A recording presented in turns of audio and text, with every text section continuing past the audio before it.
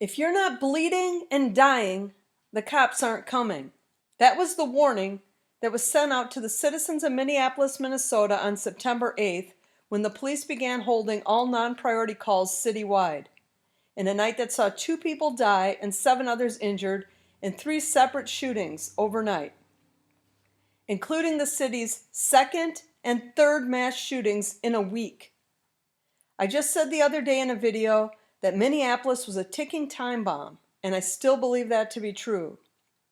Historically, Minneapolis had normal crime levels for a city of its size, and barring a few neighborhoods, was relatively safe. But the Summer of Love in 2020, that brought days of mostly peaceful protest, changed that. The criminals got bolder, and crimes, including murders, began to rise. And I think it's just getting started. I don't think the criminals have fully realized their full potential there. And I don't think they know just how much they can get away with and still be home for dinner.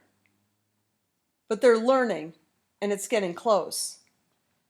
The city that started it all, when it came to the defund the police movement, the city that allowed, and I mean allowed, rioters to destroy a police station under the guise of letting them get out their anger and release their emotions over a criminal drug addict that was killed by an idiot cop.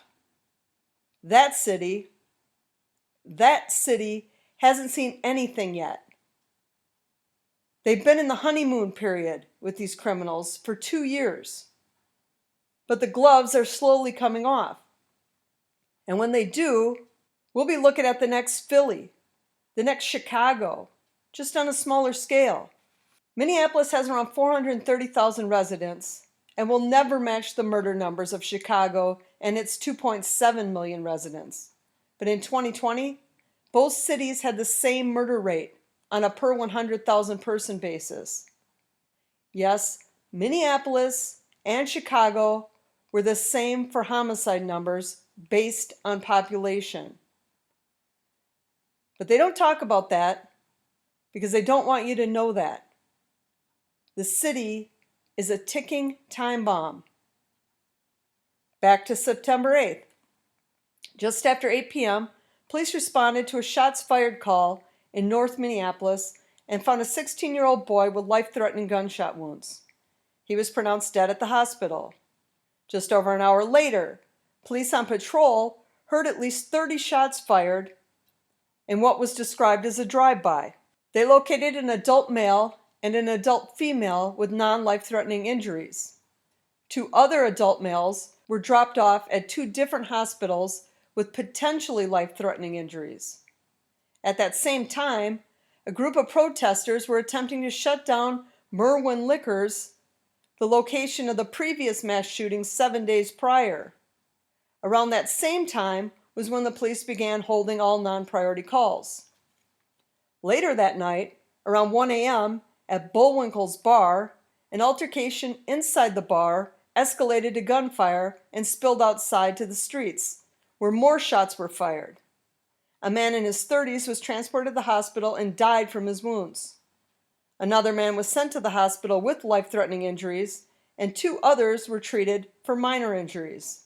So 2 mass shootings in roughly a 4-hour period in Minneapolis. Where else have I done a story about multiple mass shootings that close together? Well, I know. Chicago. This place is a ticking time bomb. And when it explodes, they will not have the police force to stop it.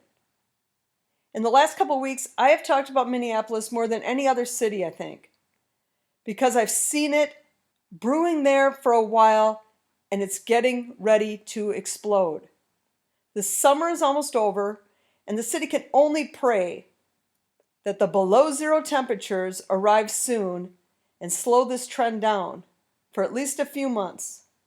But until then, buckle up, Minneapolis, and get yourself a good pair of running shoes, because you're going to need them to keep dodging those strays. Thanks for watching, and I'll catch you on the next one.